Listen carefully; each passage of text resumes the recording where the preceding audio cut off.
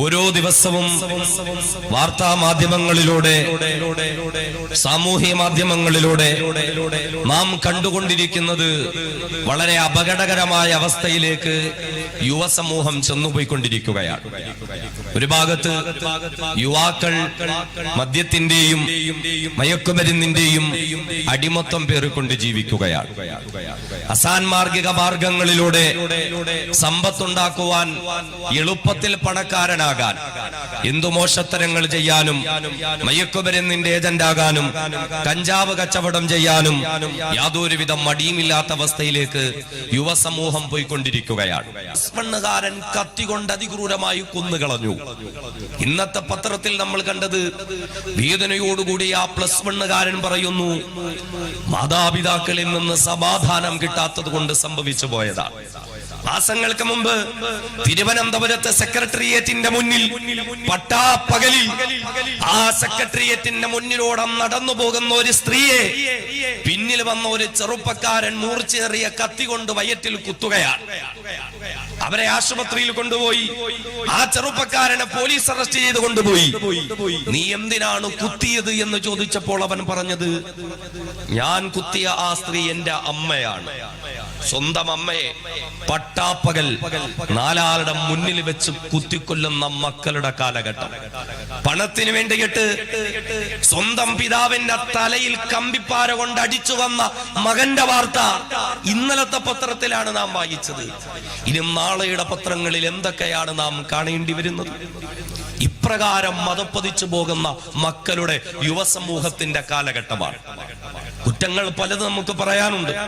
അവരുടെ കൂട്ടുകെട്ട്, അവരുടെ സാഹചര്യം, വർത്തമാന കാലഘട്ടമൊക്കെ മോശമായതുകൊണ്ട് എന്റെ മകനും മോശമായെന്ന്, എന്റെ മകളും മോശമായെന്ന് ഓരോ മാതാപിതാക്കളും വിധി എഴുതുമ്പോൾ നാം ചിന്തിക്കേണ്ടത് 14ഉം 15ഉം വയസ്സുള്ള ചെറുപ്പക്കാരെ, സ്കൂൾ കുട്ടികളെയാണ് മയക്കുമരുന്നിന്റെ പൊതികളുമായി പിടികൂടപ്പെടുന്നത് എങ്കിൽ, കഞ്ചാവിന്റെ പൊതിക്കെട്ടുകളുമായി ഏജന്റുമാരായി ജോലി ചെയ്യുന്ന കൊച്ചുകുട്ടികളെയാണ് പിടിക്കുന്നതെങ്കിൽ, കാലഘട്ടത്തെ പഴി പറയുന്ന, കൂട്ടുകെട്ടിനെ പഴി പറയുന്ന, സാഹചര്യത്തിന്റെ സമ്മർദ്ദങ്ങളാണ് എന്ന് വിധി പറയുന്ന മാതാപിതാക്കളോടൊന്ന് ചോദിക്കാനുള്ളത്, എങ്കിൽ 15 വർഷം ഏതൊരു മാതാവിന്റെയും പിതാവിന്റെയും മടിത്തട്ടാകുന്ന വിദ്യാലയത്തിലാണോ ഈ മക്കൾ വളർന്നു വന്നത്?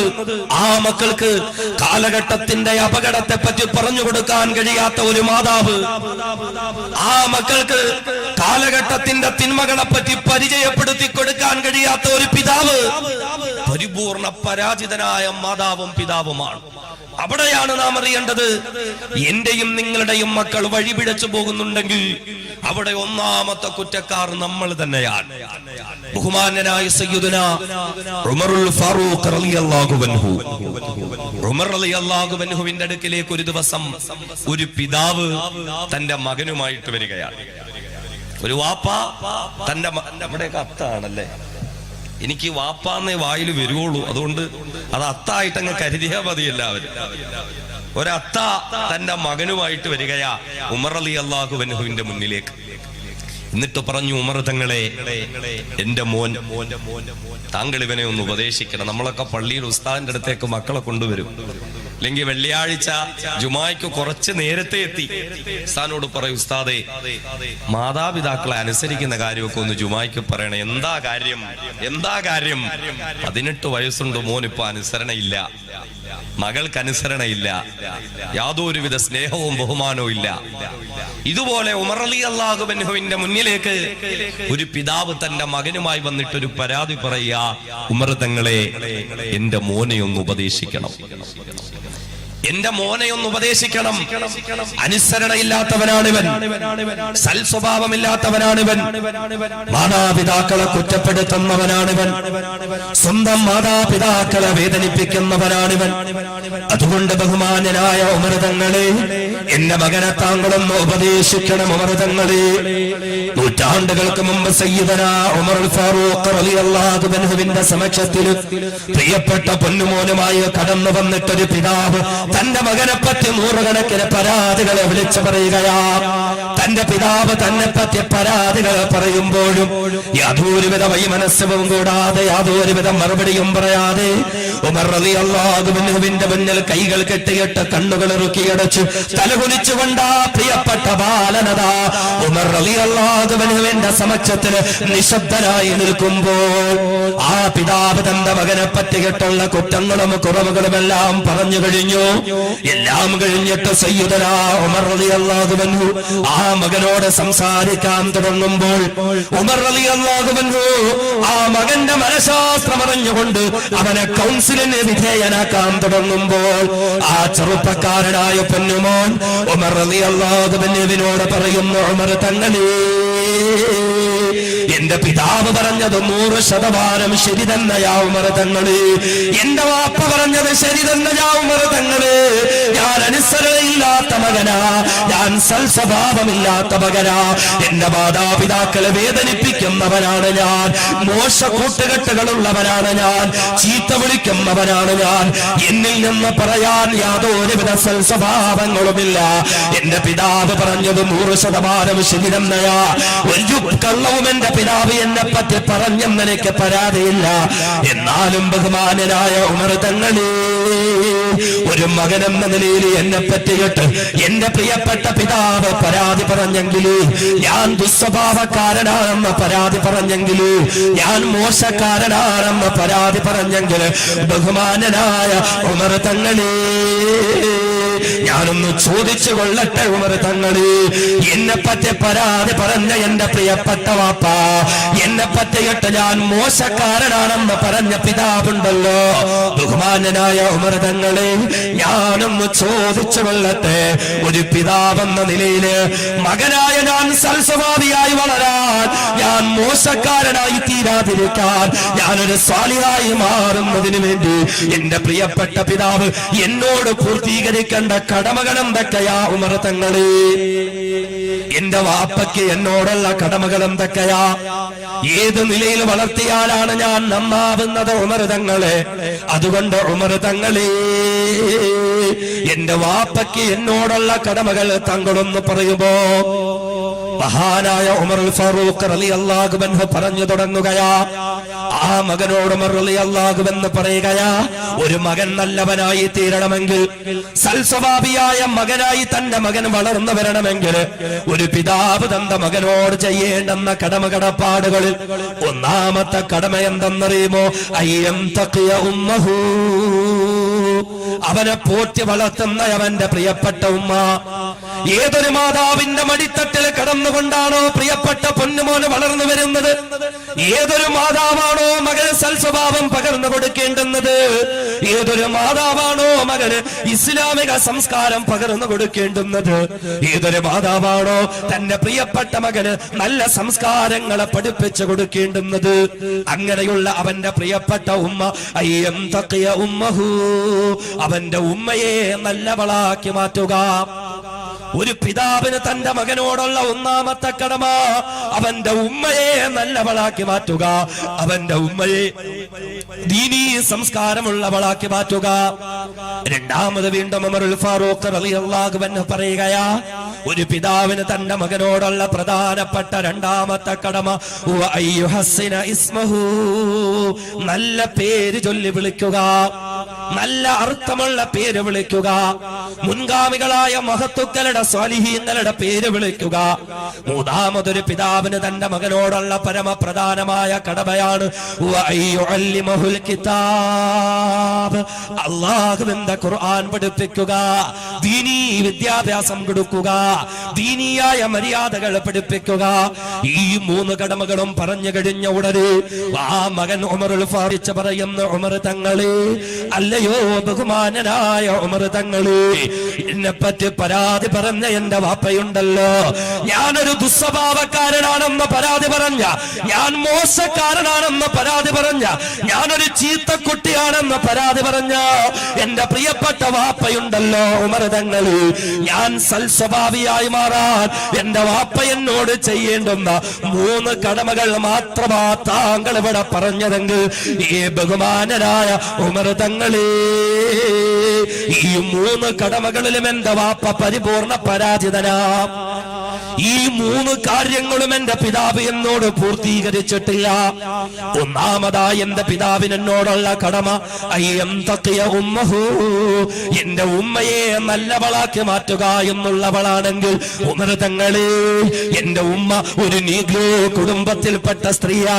അവരിൽ നിന്ന് നന്മകളൊന്നും ഞാൻ പഠിച്ചിട്ടില്ല, അവരിൽ നിന്ന് നല്ല സംസ്കാരം എനിക്ക് പകർന്നു നൽകപ്പെട്ടിട്ടില്ല, അവരിൽ നിന്ന് സൽസ്വഭാവത്തിന്റെ പൂർത്തീകരണം എനിക്ക് നൽകപ്പെട്ടിട്ടില്ല. അതുകൊണ്ട് എന്നോടുള്ള ഒന്നാമത്തെ കടമയിൽ തന്നെ എന്റെ പിതാവ് പരിപൂർണ പരാജിതനാ ഉമർ തങ്ങളെ. രണ്ടാമത് എന്റെ പിതാവിന് എന്നോടുള്ള കടമ ഇസ്മഹു, നല്ല പേര് ചൊല്ലി വിളിക്കലാണെങ്കിലോ അവിടെയും എന്റെ വാപ്പ പരാജയപ്പെട്ടു പോയി ഉമർ തങ്ങളെ. എന്റെ വാപ്പ എന്നെ വിളിക്കുന്ന പേര് കരിവണ്ട് എന്നർത്ഥം വരുന്ന പേരാണ്. കരിവണ്ട് എന്ന അറബി പദമായ എന്റെ വാപ്പ എന്നെ വിളിക്കുന്നത്. നല്ല പേരിടുന്ന കാര്യത്തിലും എന്റെ പിതാവ് പരാജയപ്പെട്ടു പോയി. മൂന്നാമത് എന്റെ പിതാവിന് എന്നോടുള്ള കടമ അല്ലിമഹുൽ കിതാബ്, അല്ലാഹുവിന്റെ ഖുർആൻ പഠിപ്പിക്കലാണെങ്കിലും ദീനീ വിദ്യാഭ്യാസം നൽകലാണെങ്കിലും അവിടെയും എന്റെ പിതാവ് പരാജയപ്പെട്ടു പോയി. നാളുന്നവരെ എനിക്ക് ദീനിയായ വിദ്യാഭ്യാസം എന്റെ പിതാവ് നൽകിയിട്ടില്ലല്ലോ. ആ മകൻ ഉമർ റളിയല്ലാഹു അൻഹുവിനോട് തന്റെ പിതാവ് തന്നോടുള്ള കടമകൾ പൂർത്തീകരിച്ചിട്ടില്ല എന്ന് പറയുമ്പോൾ ഉമർ റളിയല്ലാഹു അൻഹുവിന്റെ ശരീരം ചൂടുകൊണ്ട് വിറയ്ക്കുകയാണ്. അവിടുത്തെയുടെ ശരീരം അതാ കോപം കൊണ്ട് ചുമക്കുകയാ, അവിടുത്തെയുടെ കണ്ണുകൾ ചുമക്കുകയാ. ബഹുമാനനായ സയ്യിദുനാ ഉമറുൽ ഫാറൂഖ് റളിയല്ലാഹു അൻഹു ആ പിതാവിനെ നോക്കിയിട്ട് ഗർജിക്കാൻ തുടങ്ങിയ മനുഷ്യ, നിങ്ങൾ നിങ്ങളുടെ മകനെ പറ്റി എന്നോട് പരാതി പറഞ്ഞെങ്കിൽ അവൻ ദുസ്വഭാവിയാണെന്ന്, അവനൊരു ചീത്തക്കാരനാണെന്ന്, അവനൊരു മോശപ്പെട്ടവനാണെന്ന് നിങ്ങളുടെ മകനെ പറ്റി നിങ്ങൾ പരാതി പറഞ്ഞെങ്കിൽ ഇവിടെ കുറ്റക്കാരൻ നിങ്ങളുടെ മകനല്ല, ഇവിടെ കുറ്റക്കാരൻ നിങ്ങൾ തന്നെയാ. നിങ്ങളുടെ മകന് സൽസ്വഭാവിയാകാനുള്ള സാഹചര്യങ്ങൾ നിങ്ങൾ സൃഷ്ടിച്ചു കൊടുക്കാത്തതിന്റെ പേരിൽ, നിങ്ങളുടെ മകനൊരു സാലിഹായി മാറാനുള്ള സംവിധാനങ്ങൾ ഒരുക്കി കൊടുക്കാത്തതിന്റെ പേരിൽ നിങ്ങളുടെ മകന് മോശപ്പെട്ടു പോയെങ്കിൽ നിങ്ങൾ തന്നെയാണ് കുറ്റക്കാരനെന്ന് ബഹുമാനനായ സയ്യിദുനാ ഉമറുൽ ഫാറൂഖ് റളിയല്ലാഹു അൻഹു ആ പിതാവിനോട് മറുപടി പറഞ്ഞെങ്കിൽ ഇന്ന് വിനീതന്റെ ശബ്ദം കേൾക്കുന്ന മങ്ങാരത്തെ പ്രിയപ്പെട്ട സഹോദരങ്ങള്, സഹോദരിമാര്, പരിസര പ്രദേശങ്ങളിൽ നിന്ന് പോലും വന്നിരിക്കുന്ന എന്റെ പ്രിയപ്പെട്ട സഹോദരങ്ങളെ ചിന്തിക്കുക. പരാതിയുണ്ടോ? മകന്റെ ദുസ്വഭാവത്തെ പറ്റി പരാതിയുണ്ടോ? മകളുടെ അനുസരണക്കേടിനെ പറ്റി പരാതിയുണ്ടോ? എങ്കിലൊന്ന് ചിന്തിക്കണേ. ആ മക്കളെ സൽസ്വഭാവികളായി മാറാനുള്ള സംവിധാനങ്ങൾ ഒരുക്കി കൊടുക്കാൻ സാധിച്ചിട്ടുണ്ടോ? അവർ സ്വാലിഹീങ്ങളാകാനുള്ള സാഹചര്യങ്ങൾ സൃഷ്ടിച്ചു കൊടുക്കാൻ എനിക്ക് കഴിഞ്ഞിട്ടുണ്ടോ? അങ്ങനെ കഴിയാത്ത മാതാപിതാക്കൾ തന്നെയാ തങ്ങളുടെ മക്കളെ വഴിപിഴപ്പിച്ച് കളയുന്നതെന്ന് ബഹുമാനനായ സയ്യിദുനാ ഉമറുൽ ഫാറൂഖ് റളിയല്ലാഹു അൻഹു. ഈ ഒരു ഹദീസ് മുന്നിൽ വെച്ച് നമ്മുടെ ചർച്ചകൾ മുന്നോട്ടേക്ക് പോകണം. എന്തുകൊണ്ടാണ് മക്കൾ വഴിപിഴച്ചു പോകുന്നത്? നമുക്കൊക്കെ പരാതിയാണ്, നമുക്ക് പരാതിയാ. മകൻ അനുസരണയില്ല, മകൾക്ക് അനുസരണ, എപ്പോഴും ഫോണിൽ കളിയാണ്, ഒരു ജീവിതത്തിനൊരു ഗൗരവമില്ല. എന്താ ചെയ്യാ? പരാതിയാ. ഉമർ റളിയല്ലാഹു അൻഹുവിന്റെ മുന്നിൽ പരാതിയുമായി വന്ന പിതാവ് എല്ലാം സമ്മതിച്ചു കൊടുത്തു. മകൻ കൗൺസിലിംഗിന് വിധേയനാക്കി ഉമർ റളിയല്ലാഹു അൻഹു ആ മകൻ മനസ്സ് തുറന്ന് സംസാരിച്ചു. ഉമർ തങ്ങളെ, എന്റെ വാപ്പ എന്നെ പറ്റി ഇത്രയൊക്കെ പരാതി പറഞ്ഞല്ലോ, എന്റെ അത്ത ഇത്രയും പരാതി പറഞ്ഞു, ഒക്കെ ഞാൻ സമ്മതിച്ചു. പക്ഷേ ഒരു മകനെന്ന നിലയിൽ ഞാൻ നന്നാകണമെങ്കിൽ എന്റെ വാപ്പാക്ക്, എന്റെ പിതാവിന് എന്നോടുള്ള കടമകൾ എന്തൊക്കെയാ? നമ്മൾ അങ്ങനെ ഒന്ന് ചിന്തിച്ചിട്ടുണ്ടോ? നമ്മുടെ മക്കൾക്ക് വസ്ത്രം കൊടുക്കുന്നുണ്ട്, ഭക്ഷണം കൊടുക്കുന്നുണ്ട്, സൗകര്യങ്ങൾ കൊടുക്കുന്നുണ്ട്, മുറിയിൽ AC ഫിറ്റ് ചെയ്ത് കൊടുക്കുന്നുണ്ട്, മൊബൈൽ കൊടുക്കുന്നുണ്ട്, ലാപ്ടോപ്പ് കൊടുക്കുന്നുണ്ട്, അതിലുമൊക്കെ വലുത് സർവ്വസ്വാതന്ത്ര്യം കൊടുക്കുന്നുണ്ട്. എന്നാൽ ആ മക്കൾ സൽസ്വഭാവികളായി തീർക്കേണ്ടുന്ന ബാധ്യത മാതാപിതാക്കളുടെ ഭാഗത്ത് നിന്നാണെന്ന ചിന്തയോടുകൂടി അവരോടുള്ള കടമകളെ പൂർത്തീകരിക്കാൻ നമുക്ക് സാധ്യമായിട്ടുണ്ടോ? ഒന്നാമത്തെ കടമ എന്താ? എന്തൊക്കെയ ഉമ്മഹു, വീട്ടിൽ ഉമ്മ നന്നായാലേ മക്കള് നന്നാവുള്ളൂ. ഉമ്മ നന്നാകുമ്പോഴാ മക്കളെ നന്നാകുന്നത്. സ്കാരമുള്ള ഉമ്മയാണെങ്കിൽ, ഖുർആൻ ഓതുന്നവളാണ് മാതാവെങ്കിൽ, ദീനിയായ ചിട്ടവട്ടങ്ങൾ ഉൾക്കൊണ്ട് ജീവിക്കുന്നവളാണ് ഒരു മാതാവെങ്കിൽ, സൽസ്വഭാവമുള്ളവളാണ് ഒരു വീട്ടിലെ മാതാവെങ്കിൽ മക്കളും അങ്ങനെയാകും. അതല്ല, സന്ധ്യാസമയത്ത് നിസ്കാരവും ഇല്ല, ഖുർആനും ഇല്ല, ഇബാദത്തും ഇല്ല, ചന്ദനമഴയുടെ മുമ്പിലാണ് ഉമ്മ ഇരിക്കുന്നെങ്കിൽ മക്കളും ആ കൂട്ടത്തിലായിരിക്കും ഉണ്ടായിരിക്കുന്നത്. ഉമ്മ റിയാലിറ്റി ഷോയുടെ മുന്നിലാ. ഉമ്മ ഇങ്ങനെ എപ്പോഴും മൊബൈലിൽ ഇങ്ങനെ കുത്തി ഇരിക്കുക, സമയമില്ല എങ്കിൽ മക്കളും ആ കോലത്തിലാകും. വീട്ടിലും മക്കള് നന്നാകണമെങ്കിൽ ആദ്യം ഉമ്മ നന്നാകണം. നമ്മുടെ മക്കളെ നല്ലവരായി വളർത്തിക്കൊണ്ടുവരാൻ നമുക്ക് കഴിയണം. നമ്മുടെ മക്കളെന്ന് പറഞ്ഞാൽ എന്താ? പടച്ചതമ്പുരാൻ നമുക്ക് കനിഞ്ഞെറിയ സമ്മാനങ്ങളാണ് നമ്മുടെ സന്താനങ്ങൾ. ഇന്ന ഔലാദക്കും ഹിബത്തുല്ലാ. സന്താനങ്ങൾ എന്നാൽ അള്ളാഹുവിന്റെ സമ്മാനങ്ങളാണ്. ആ മഹത്വത്തോടു കൂടി കാണണം. ഇന്നത്തെ ദിവസം നവംബർ 14 ശിശുദിനമാണ്. ശിശുക്കളെ ഒരുപാട് സ്നേഹിച്ചിരുന്ന ജവഹർലാൽ നെഹ്റു അദ്ദേഹത്തിന്റെ സ്മരണകളൊക്കെ ഉയർത്തിക്കൊണ്ട് ശിശുദിനമായി ആചരിക്കുന്ന ഒരു ദിവസമാണ്. എന്നാൽ നമ്മൾ അറിയണം, 14 മുമ്പ് 6-ാം നൂറ്റാണ്ടിലെ അറബികളില്ലയോ? മനുഷ്യത്വം എന്ന തൊട്ടറിഞ്ഞിട്ടില്ലാത്ത 6-ാം നൂറ്റാണ്ടിലെ അറബികളില്ലയോ? വഇദാ ബുശ്ശിറ അഹദുഹും ബിൽ ഉൻസാ مسودا وهو كظيم يتوارى من القوم من سوء ما بشر به أيمسكه على هون أم يدسه في التراب. വീടിന്റെ അകത്തളങ്ങളിൽ പ്രിയപ്പെട്ട ഭാര്യ പ്രസവിച്ചത് പെൺകുഞ്ഞാണെന്നറിഞ്ഞാൽ വീട്ടിന്റെ മുൻഭാഗത്തുള്ളതായ തൊഴുത്തിൽ കഴുത പ്രസവിച്ച സന്തോഷം പോലുമില്ലാതെ തന്റെ ഭാര്യ പ്രസവിച്ച പെൺകുഞ്ഞിന് കഴുത്ത് ഞെരിച്ച് കൊന്നിരുന്ന 6-ാം നൂറ്റാണ്ടിലെ അറബികളില്ലയോ? ആ പിഞ്ചുകുഞ്ഞിന് മുലപ്പാലിന്റെ മറുമണം മാറാത്ത പിഞ്ചുകുഞ്ഞിന് മാതാവിന്റെ മാറിടത്തിൽ നിന്ന് മാറ്റിയെടുത്തു കൊണ്ടുപോകുന്ന മൃഗതുല്യരായിരുന്ന മനുഷ്യരില്ലയോ? മക്കയിലെ മരിമണ്ണ് മാറ്റിയിട്ട് കുഴിമാന്തിയിട്ട് ആ മക്കളെ അതിലേക്കും മൂടിയിട്ട് കൊന്നുകളഞ്ഞ 6-ാം നൂറ്റാണ്ടിലെ അറബികളുടെ മുന്നിലേക്ക് കുഴിച്ചു മൂടപ്പെട്ട മക്കളോട് നാളെ വിചാരണ ദിവസം പടച്ചവൻ ചോദിക്കുന്നതാ എന്ന് പറഞ്ഞു കുഴിച്ചു മൂടപ്പെടുന്ന ശിശുക്കൾക്ക് വേണ്ടി ലോക ചരിത്രത്തിൽ ആദ്യമായി ശബ്ദമുയർത്തിയ അല്ലാഹുവിന്റെ പ്രിയപ്പെട്ട റസൂൽ മുത്തളി മുഹമ്മദ് മുസ്തഫ സ്വല്ലല്ലാഹു അലൈഹി വസല്ലമ തങ്ങളാ പഠിപ്പിക്കുന്നത്, ഇന്ന ഔലാദകും ഹിബത്തുല്ലാഹ്. ഈ മാതാപിതാക്കളെ പടച്ച തമ്പുരാൻ നിങ്ങൾക്ക് തന്ന സമ്മാനങ്ങളാ നിങ്ങളുടെ സന്താനങ്ങൾ എന്ന് പറയുന്നത്. അല്ല തന്ന സമ്മാനങ്ങളാ സന്താനങ്ങൾ എന്ന് പറഞ്ഞ ആ നിലയിൽ കൈകാര്യം ചെയ്യണം. ആ നിലയിൽ കൈകാര്യം ചെയ്യണം. യാ അയ്യുഹല്ലദീന ആമനു, വിശ്വാസികളെ, ലാ തുൽഹികും അംവാലുകും വലാ ഔലാദുകും അൻ ദിക്രില്ലാഹ്. സമ്പത്തിന്റെയും സന്താനങ്ങളുടെയും പേരിൽ അള്ളാനെ അങ്ങ് മറന്നു കളയല്ലേ. ഇതൊക്കെ പടച്ചവൻ നിങ്ങൾക്ക് തരുന്നതാ.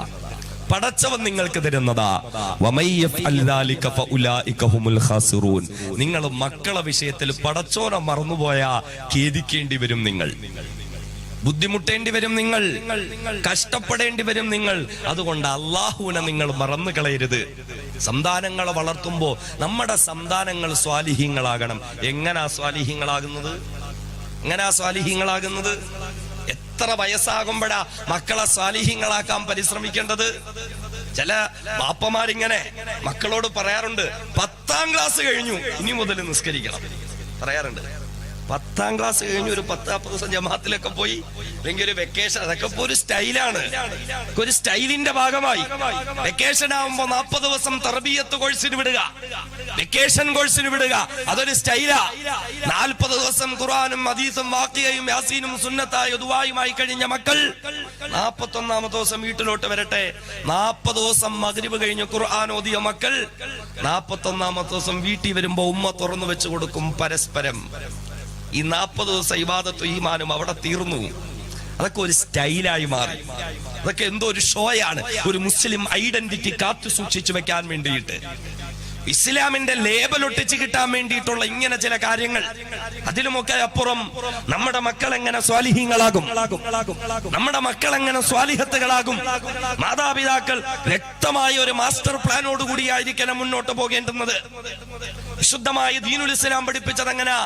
മക്കളെ നന്നാകണമെങ്കിൽ, മക്കൾ സൽസ്വഭാവികളാകണമെങ്കിൽ, സ്വാലിഹീങ്ങളും സ്വാലിഹത്തുകളുമാകണമെങ്കിൽ മാതാപിതാക്കൾ ശ്രദ്ധിക്കേണ്ടത് എവിടെ? 10ാം ക്ലാസ് കഴിഞ്ഞിട്ടല്ല, ഹൈസ്കൂളിലേക്ക് കടന്നിട്ടല്ല, സ്കൂൾ വെക്കേഷനുകളിൽ മാത്രം എന്തെങ്കിലും കാട്ടിക്കൂട്ടിയിട്ടല്ല.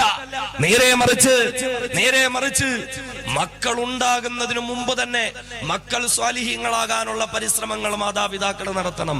മക്കൾ ഉണ്ടാകുന്നതിന് മുമ്പ് തന്നെ ശുദ്ധമായ ഖുർആൻ പഠിപ്പിച്ചില്ലേ? അള്ളാഹുവിന്റെ മഹത്തുക്കളായ അംബിയാ മുർസലീങ്ങൾ ദുആ ചെയ്യുകയാ. അള്ളാഹുവിനോട് അള്ളാഹുവിന്റെ പ്രിയപ്പെട്ട പ്രവാചകന്മാരെ പ്രാർത്ഥന നടത്തുകയാ. റബ്ബി ഹബിലി മിനസ് സ്വാലിഹീൻ, അള്ളാഹുവേ സ്വാലിഹീങ്ങളായ മക്കളെ തരണേ അല്ലാ.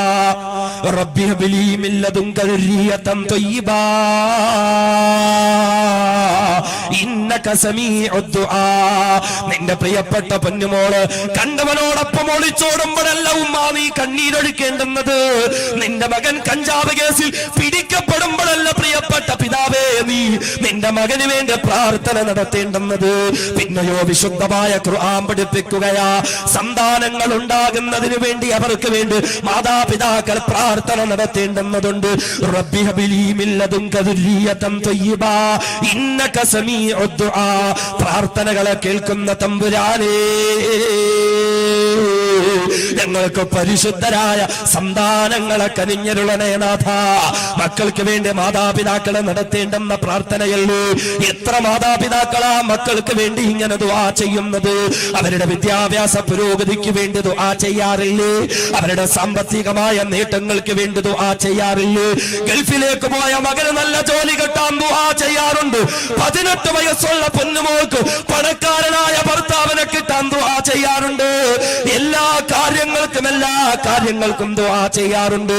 രോഗിയായി കിടക്കുന്ന മകന് വേണ്ടി, മകൾക്ക് വേണ്ടി ദുആ ചെയ്യാറുണ്ട്.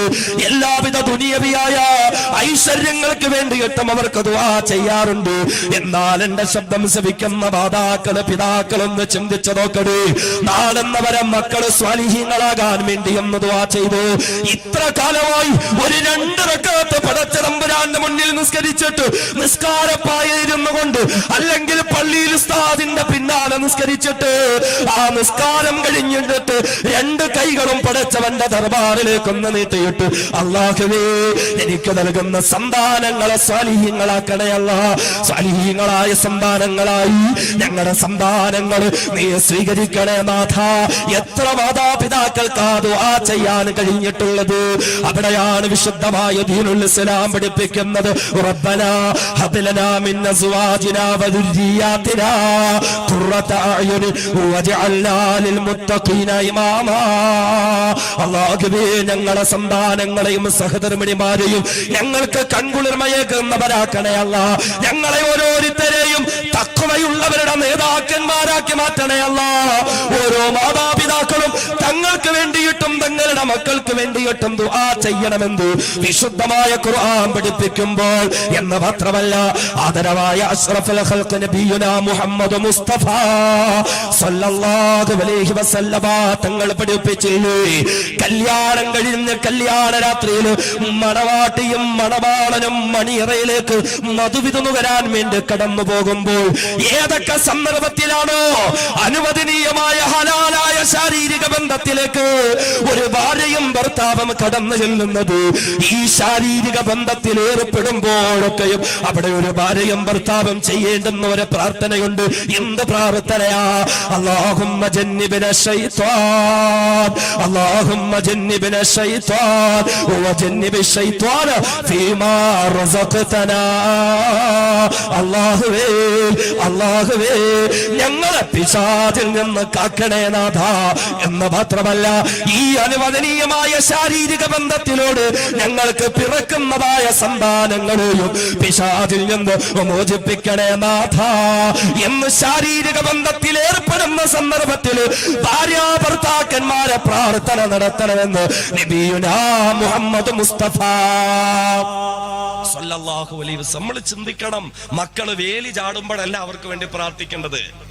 പ്രശ്നങ്ങൾ ഉണ്ടാകുമ്പോ പടച്ചോനെ വലിയ പ്രാർത്ഥനയാ, ഭയങ്കര ദുആയാ. എന്താ കാര്യം? മോനെ കള്ള് കേസിൽ പിടിച്ചു, കഞ്ചാവ് കേസിൽ പിടിച്ചു, അടിപിടി കേസിൽ പിടിച്ചു, മോളുടെ ഫോണിൽ എന്തൊക്കെയോ പിടിച്ചു, ആരുമായിട്ടോ ബന്ധമുണ്ട്. പടച്ചവനെ പിന്നെ ഒടുക്കത്തെ ദുആയാ. എന്താ? പിന്നെ തഹജ്ജുദ്, പിന്നെ ഇശ്റാഖ്, പിന്നെ ളുഹ. എപ്പോഴും ഇങ്ങനെ ദുആ ദുആ ദുആ. അതുവരെ ആർക്കും ഒരു ദുആയും വേണ്ട, ആർക്കും വേണ്ട.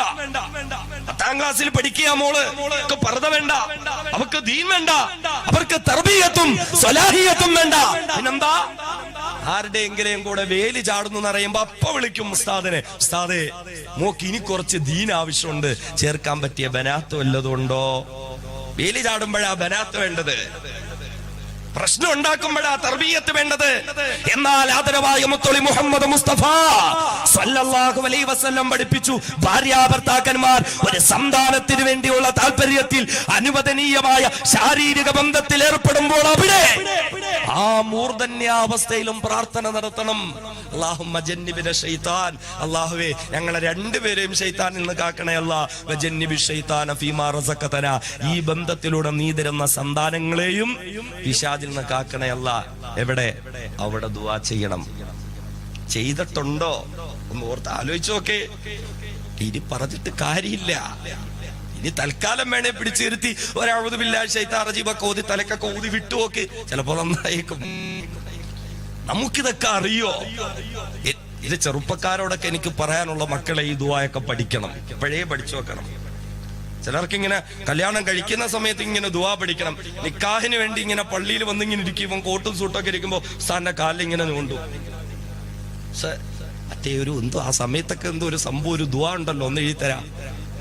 എവിടെ? അവിടെ നിക്കാഹിന് വന്നിരിക്കുമ്പോ ഉസ്താദ് പാവം പോക്കറ്റിൽ നിന്ന് വല്ല നോട്ടീസും കീറി ദുആ ഒക്കെ എഴുതി അവിടെ കൊടുക്കും. സമയമാകുമ്പോ ലൈറ്റൊക്കെ ഇട്ട് ഇങ്ങനെ തുറന്നു വായിക്കാൻ പറ്റിയ സാധനം. ചിലര് മുറിക്കകത്തേറി കഥകൊക്കെ അടച്ച് വെപ്രാളത്തിന് ഇങ്ങനെ പെണ്ണുമ്പിള്ള കാണാതെ വിളിക്കും. സാധേ ഇതെങ്ങനെയൊക്കെയാ പരിപാടികള്? എന്തോ ദുആക്കെ ഉണ്ടല്ലോ, എന്തോ സംഭവം, യാസീനൊക്കെ ഓതി ഊതണോ? ആകെ പ്രശ്നം. ഇത് പഠിക്കേണ്ട സമയത്ത് പഠിക്കണം, ചെയ്യേണ്ട പോലെ ചെയ്യണം. അല്ലാതെ കാത്തിരുന്ന് കിട്ടിയ കനിയല്ലേ എന്ന് പറഞ്ഞ ചാടി വീഴലല്ല. അതാണ് ഇസ്ലാം.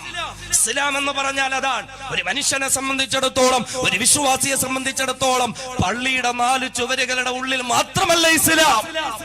മണവാട്ടിയുമായും മണിയറയിൽ കഴിയുന്ന മണവാളനും ആവശ്യമുണ്ട് ഇസ്ലാം.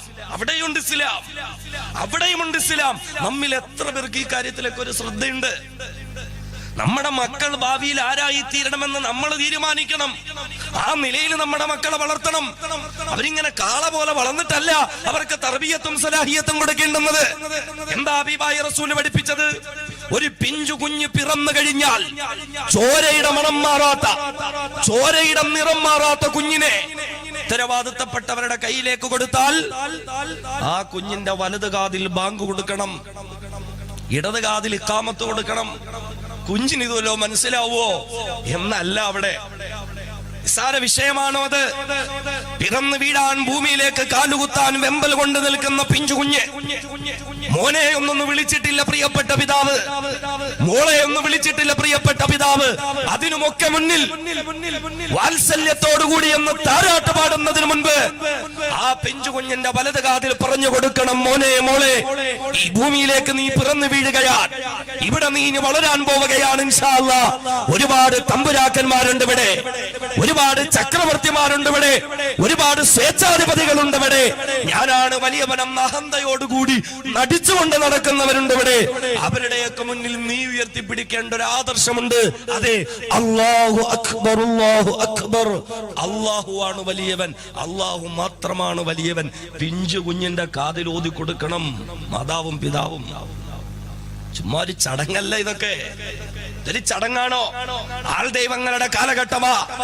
രാജ്യത്തിന്റെ നിയമങ്ങളെ പോലും വെല്ലുവിളിച്ചുകൊണ്ട് വിദേശ നിർമ്മിതമായ കോടാനുകോടി വില വരുന്നതായ ആഡംബര കാറുകളിൽ നമ്പർ പ്ലേറ്റ് പോലും ഇല്ലാതെ 10,000-കണക്കിന് ചാകാനും കൊല്ലാനും തയ്യാറായി നിൽക്കുന്നതായ അനുയായികളെയും അനുചരന്മാരെയും ഉപയോഗപ്പെടുത്തിയിട്ട് തേർവാഴ്ച നടത്തുന്ന ആൾ ദൈവങ്ങളുടെ കാലം കണ്ടതിന്റെയൊക്കെ മുന്നിൽ കമന്നു വീഴുന്നതായ ചൂഷണത്തിന്റെ കാലഘട്ടമാ. ഈ കാലഘട്ടത്തിൽ നീ ഭൂമിയിൽ ഉയർത്തിപ്പിടിക്കേണ്ട ആദർശമുണ്ട്. എന്താദർശം? അശ്ഹദു അല്ലാ ഇലാഹ ഇല്ലല്ലാഹ് എന്ന ആദർശം മക്കൾക്ക് പറഞ്ഞു കൊടുക്കുക. കേവല ചടങ്ങല്ലല്ലോ. നേതാക്കന്മാരും നായകന്മാരും എന്ന് പറയപ്പെടുന്നവർ പലരുമുണ്ട് ഇവിടെ. എന്നാൽ നീ നിന്റെ ജീവിതത്തിൽ ഉയർത്തിപ്പിടിക്കേണ്ട ആദർശം അശ്ഹദു അന്ന മുഹമ്മദർ റസൂലുള്ളാഹ്. ഇതാണ് നാം മനസ്സിലാക്കേണ്ടത്. ഇസ്ലാം എന്ന് പറഞ്ഞാൽ ചെറുപ്രായത്തിലെ മക്കൾക്ക് ദീൻ പഠിപ്പിച്ചു കൊടുക്കണം. ചെറുപ്രായത്തിലെ നമ്മുടെ തർബീയത്തിന്റെ സ്വലാഹിയത്തിന്റെ ചട്ടക്കൂട്ടിനുള്ളിൽ ഈ മക്കളെ കൊണ്ടുവരാനും ആ നിലയിലും വളർത്താനും കഴിയണം. അതുകൊണ്ട് പേര് വിളിക്കുന്നത് പോലും വളരെ മഹത്വമുള്ള കാര്യമാ. അയ്യുഹസ്സിന ഇസ്മഹു, നല്ല പേര് വിളിക്കണം. വായി തോന്നുന്ന പേര് വിളിക്കലല്ല. പുതിയ പുതിയ മോഡേൺ പേരുകളാ. നേരത്തെയൊക്കെ ഉമ്മമാര് ഗർഭിണികളായിരിക്കുമ്പോ ഇങ്ങനെ 11,111 മുസ്ലിം പേരുകൾ ഈ പുസ്തകമൊക്കെ വാങ്ങി അതിലിങ്ങനെ പേരുകളൊക്കെ നോക്കി ഒരു 50 എണ്ണം സെലക്ട് ചെയ്ത് പിന്നെ 25, പിന്നെ 20, 10, 5, 3, 2, 1 അതിൽ നിന്നൊക്കെ ഇങ്ങനെ ഒരു പേരിങ്ങനെ സെലക്ട് ചെയ്യുക. എത്ര പേര് നോക്കി, നല്ല അർത്ഥമുള്ള പേരൊക്കെ നോക്കി. ഇന്നത്തെ ഉമ്മമാര് ചെറുപ്പക്കാരികള് ഗർഭിണിയാകുമ്പോഴേ നെറ്റിന്ന് ഇങ്ങനെ ഡൗൺലോഡ് ചെയ്യാൻ തുടങ്ങും പേരുകള്. നെറ്റിന്ന് ഡൗൺലോഡ് ചെയ്യാ 11,11,111 പേരുകൾ എല്ലാം ഡൗൺലോഡ് ചെയ്യും. എല്ലാം മെനക്കെട്ടിരുന്ന് നോക്കി എടുക്കും. എന്തിനാ? ഇതിലൊന്നുമില്ലാത്തൊരു പേര് വേണം എന്റെ കുഞ്ഞിനിടാൻ. ലോകത്താരും കേട്ടിട്ടില്ലാത്ത പേര്. അങ്ങനെ എല്ലാവരുടെയും താല്പര്യം ലോകത്താരും കേട്ടിട്ടില്ലാത്ത പേരിടണം കുഞ്ഞിന്. ഈ താല്പര്യത്തിൽ ഇങ്ങനെ അമ്മയുടെയും വാപ്പായുടെയും പേര് കട്ട് ചെയ്തിട്ട് പേസ്റ്റ് ചെയ്യുക. വായി തോന്നുന്ന പേരുകളൊക്കെ ഇങ്ങനെ വിളിക്കുക. വായി തോന്നുന്ന പേരുകളൊക്കെ. പാലക്കാട് നിന്ന് ഒരാൾ വിളിക്കുന്നു, ഉസ്താദേ മകൾക്ക് 18 വയസ്സായി. ഇപ്പോ എനിക്ക് പേരിന്റെ കാര്യത്തിൽ ഒരു സംശയം. ഞാൻ ചോദിച്ചു, എന്താ പേര്? മാഹിയ ഫാത്തിമ എന്നാണ് പേര്. കേട്ടപ്പോ നല്ല രസമുണ്ട്. ഞാൻ ചോദിച്ചത് എവിടുന്ന് കിട്ടി? അത് ഇന്റർനെറ്റിൽ നിന്ന് കിട്ടിയതാ. അതിലെന്താ അർത്ഥം? അത് ഖുർആനിലുള്ള പേരാണ് മാഹിയ. ഞാനിങ്ങനെ ആലോചിച്ചു, ഖുർആനിൽ ഇങ്ങനെയൊക്കെ ഒരു പേരുണ്ടോ? ഉണ്ട് ഉസ്താദേ. അപ്പൊ തെളിവാണ്. വമാ അദ്റാക മാഹിയ. വമാ അദ്റാക മാഹിയ. ആ പേരെടുത്ത് മുകൾ കിട്ടു. എന്താ? അല്ലാഹു നരകത്തെ പറ്റി ഇങ്ങനെ പറഞ്ഞിട്ട് ചോദിക്കുക, വമാ അദ്റാക മാഹിയ. ഓ, ആ നരകം അതെന്താ സാധനം അറിയോ നബിയേ? ആ മാഹിയ എന്താ ഒരു സാധനം? നോക്കിട്ട പേരിന്റെ അർത്ഥമാ മാഹിയ ഫാത്തിമ. ഫാത്തിമ എന്താ ഒരു സാധനം? വായി തോന്നുന്ന പേരുകളൊക്കെ ഇടുക. പാപ്പാന്റെ ഉമ്മാന്റെയും പേര് കട്ട് ചെയ്തിട്ട് ഇങ്ങനെ വലിയ വെറൈറ്റി പേരുകൾ. പാപ്പാക്കു നല്ല പേര് ഫാറൂഖ്, ഉമ്മാക്ക് നല്ല പേര് ഹാജറ. രണ്ടുപേർക്കും ഒരു മകള് ജനിച്ചു. എന്ത് പേരിടണം? രണ്ടുപേരും തീരുമാനിച്ചു. ഫാറൂഖിന്റെ ഫായും എടുത്തു, ഹാജറയുടെ ജിറായും എടുത്തു. നല്ല പേര് ഫാജിറ ഫാത്തിമ. അപ്പൊ എന്ത് ചേർന്നാലും ഫാത്തിമ കേൾക്കുക. അനിത ഫാത്തിമ, സുനിത ഫാത്തിമ ഒക്കെ ഫാത്തിമ ചേർക്കല. ഇസ്ലാമിയത്തായി നമുക്ക്.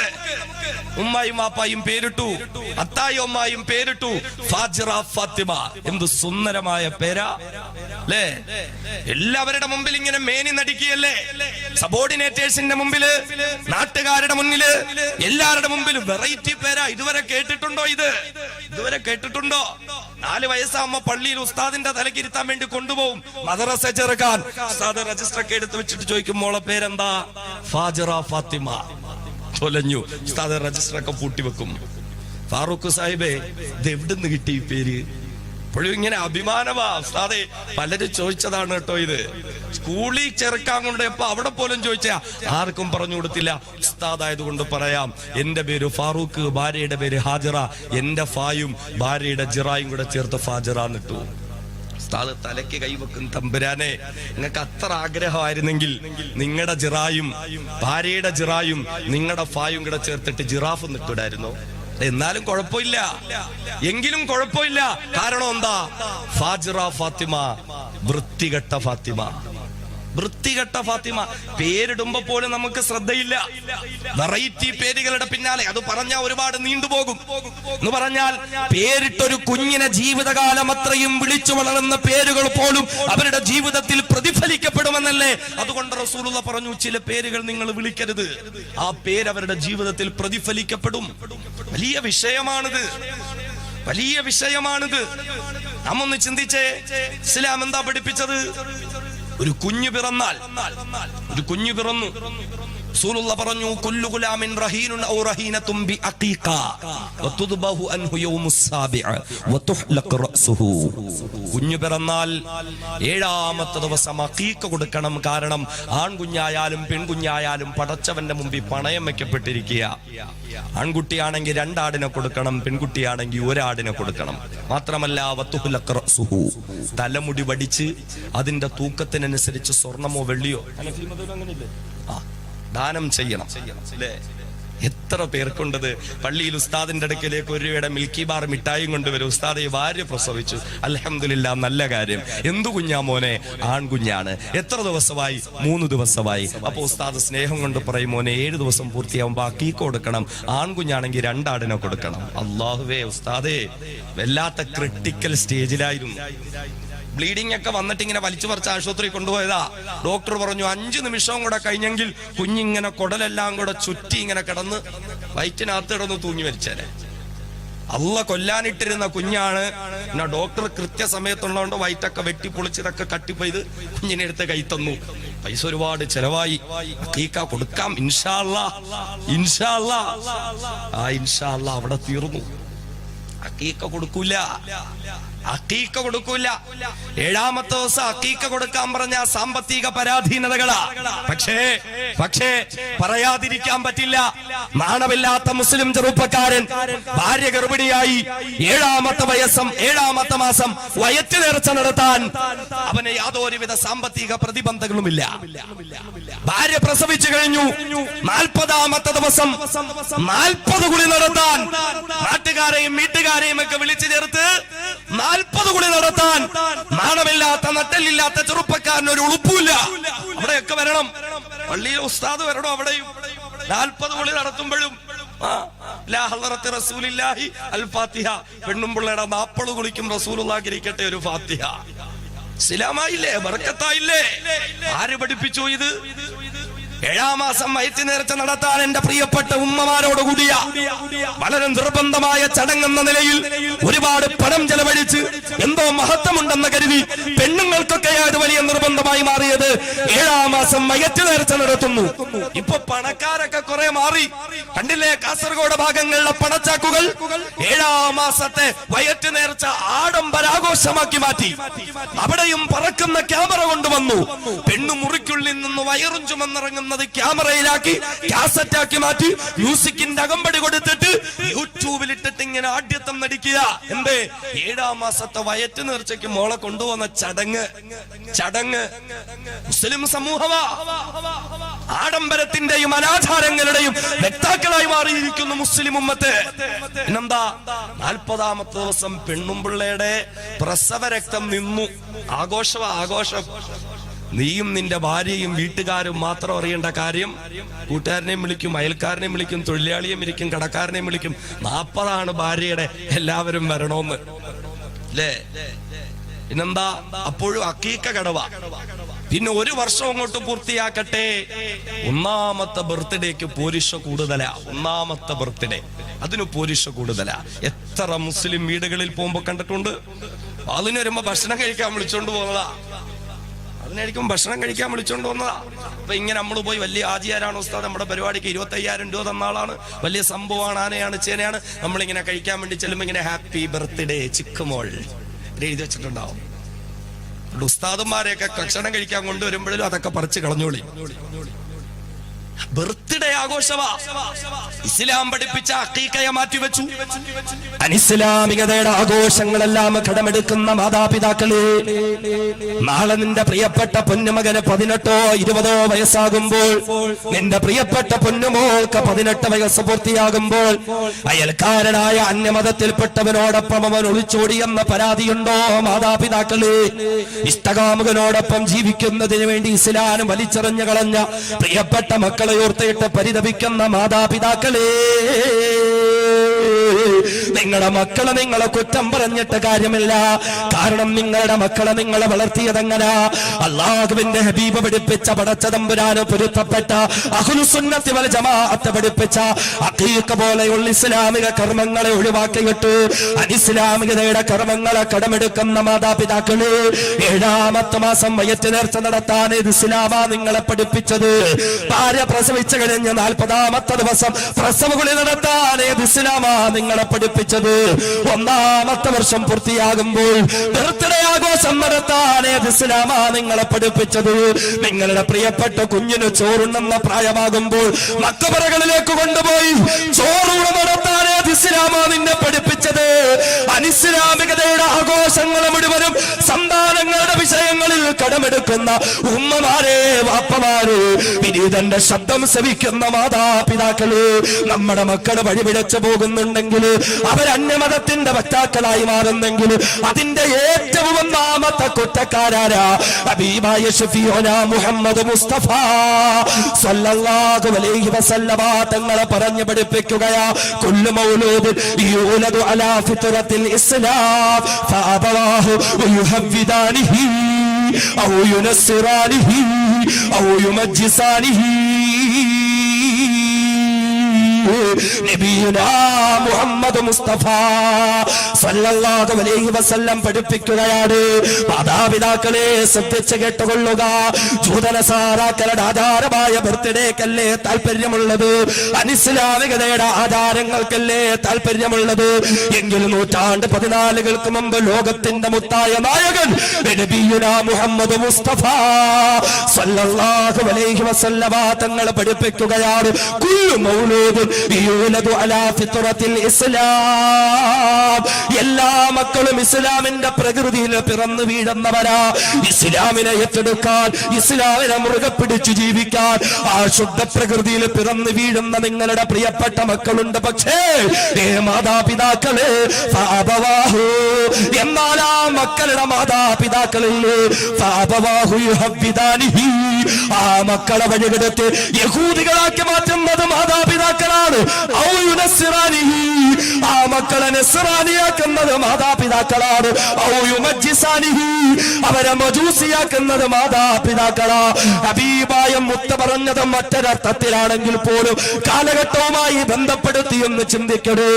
പിറന്നു വീഴുന്ന കുഞ്ഞിന്റെ കാര്യത്തിൽ ഇസ്ലാമിക കർമ്മങ്ങളോടല്ല താല്പര്യമുള്ളത്, പിന്നെയോ അനിസ്ലാമിക ആചാരങ്ങളോടാ. നമ്മുടെ മക്കളെ നമ്മളെ വളർത്തിക്കൊണ്ടുവന്നത് ഇസ്ലാമികമായ കർമ്മങ്ങളിലൂടെയല്ല, പിന്നെയോ അനിസ്ലാമികതയുടെ ആചാരങ്ങളിലൂടെയാ.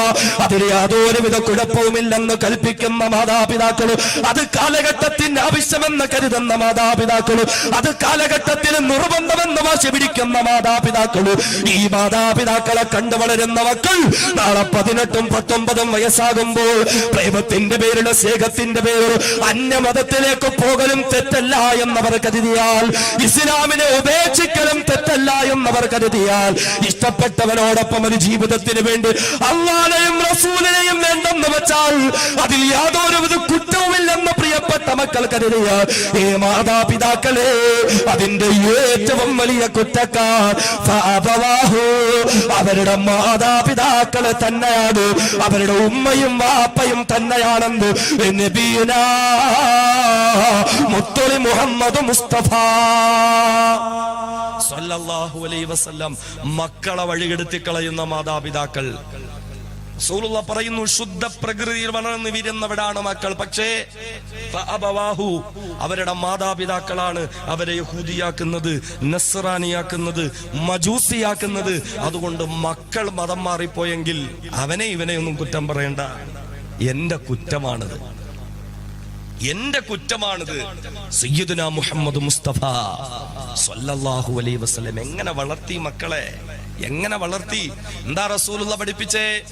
മുറൂ ഔലാദക്കും ബിസ്സലാ വഹും അബ്നാഉ സബ്അ സിനീൻ വദ്രിബൂഹും അലൈഹാ വഹും അബ്നാഉ അശ്രി സിനീൻ വഫർഖൂ ബൈനഹും ഫിൽ മലാജിഅ.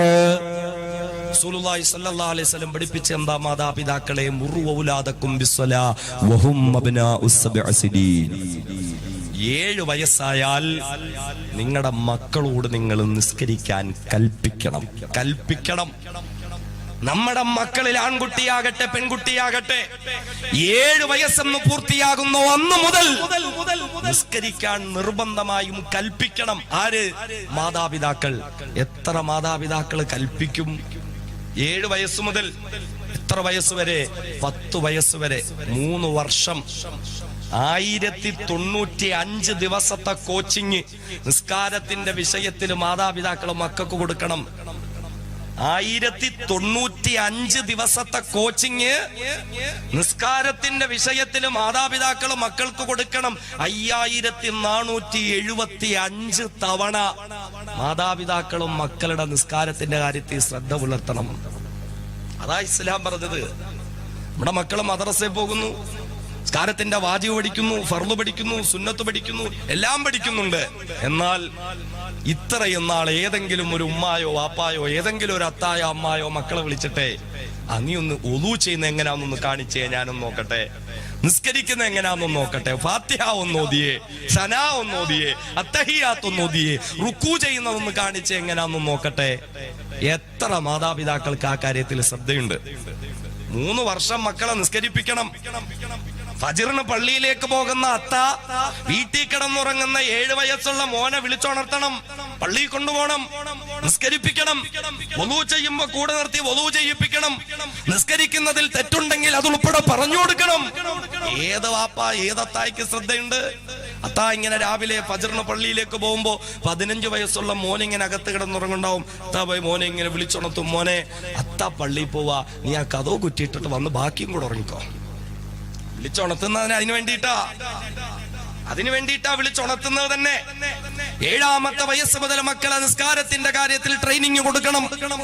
നിസ്കാരത്തിന്റെ കാര്യത്തിൽ മാതാപിതാക്കൾക്ക് ശ്രദ്ധയുണ്ടാകണം. 3 വർഷം അവരെ നിസ്കാരം പഠിപ്പിക്കണം. 1095 ദിവസം 5475 തവണ മാതാപിതാക്കൾ മക്കളെ നിസ്കാരം പഠിപ്പിച്ചു. 3 വർഷം പൂർത്തിയായി, 10 വയസ്സ് പൂർത്തിയായി. തൊട്ടടുത്ത ദിവസം പ്രേരണയില്ലാതെ അവൻ നിസ്കാരം ശ്രദ്ധിക്കുന്നില്ല എങ്കിൽ, നിസ്കാരത്തിന്റെ കാര്യത്തിൽ മുടക്കം വരുത്തുന്നെങ്കിൽ 3 വർഷം ട്രെയിനിങ് കൊടുത്ത മാതാപിതാക്കളാണെങ്കിൽ അവനെ അടിക്കാം. ആര് ട്രെയിനിങ് കൊടുത്തു? നമ്മുടെ മക്കൾക്ക് നിസ്കാരമില്ലെങ്കിൽ ആർക്കാ അടി കിട്ടേണ്ടത്? മക്കൾക്കാണോ അതോ മാതാപിതാക്കൾക്കാണോ? നമ്മൾ പഠിപ്പിച്ചിട്ടുണ്ടോ? നമ്മൾ ശ്രദ്ധിച്ചിട്ടുണ്ടോ? ആ കാര്യത്തിൽ ഒരു ഗൗരവം പുലർത്തിയിട്ടുണ്ടോ? മുൻഗാമികളൊക്കെ മുൻഗാമികളായത് എങ്ങനെയാ? ചെറുപ്രായത്തിൽ തന്നെ മക്കളെ ആ നിലയിൽ വളർത്താൻ അവര് ശ്രദ്ധിച്ചിരുന്നു. മഹാനായ സുൽത്താനുൽ ഔലിയ ശൈഖ് മുഹീദ്ദീൻ അബ്ദുൽ ഖാദിർ അൽ ജീലാനി ഖദ്ദസല്ലാഹു സിർറഹുൽ അസീസ് വലിയ മഹാന. എങ്ങനാ മഹാനായത്?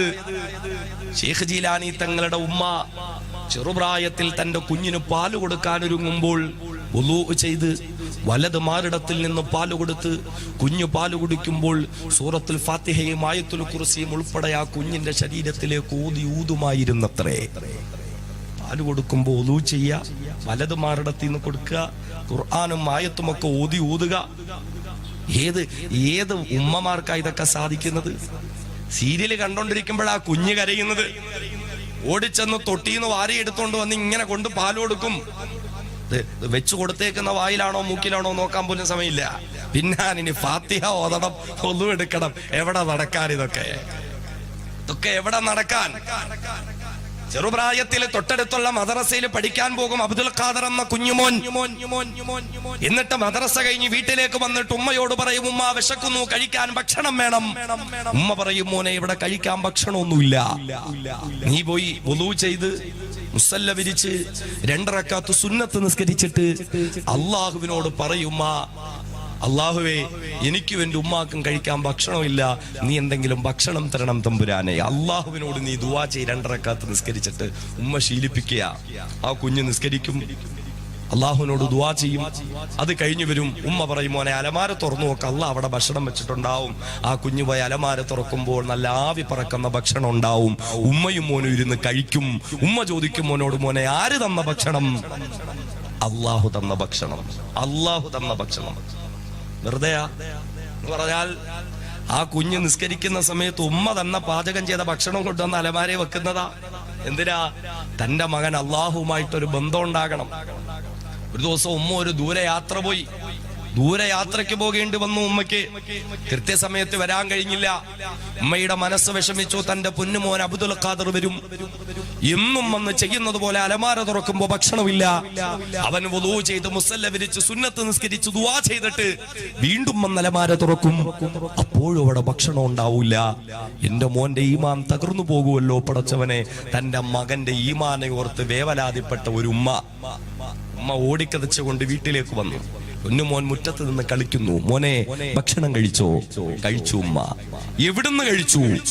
അതെന്ത് ചോദ്യമാണ് ഉമ്മ? ഞാൻ വന്നു, പതിവ് പോലെ ഞാൻ വുളൂ ചെയ്തു, ഞാൻ മുസല്ല വിരിച്ച് 2 റക്അത്ത് നിസ്കരിച്ചു. അള്ളാഹുവിനോട് പറഞ്ഞു, പടച്ചവനെ എനിക്ക് എന്റെ ഭക്ഷണം വേണം. ഉമ്മ തന്നെ ഇന്ന് സ്ഥലത്തില്ല. എനിക്ക് ഭക്ഷണം കിട്ടാൻ എന്റെ ഉമ്മയുടെ ആവശ്യമില്ല, നീ ഇന്നും തരുന്നത്. ഇന്നും നീ എനിക്ക് ഭക്ഷണം തരണം.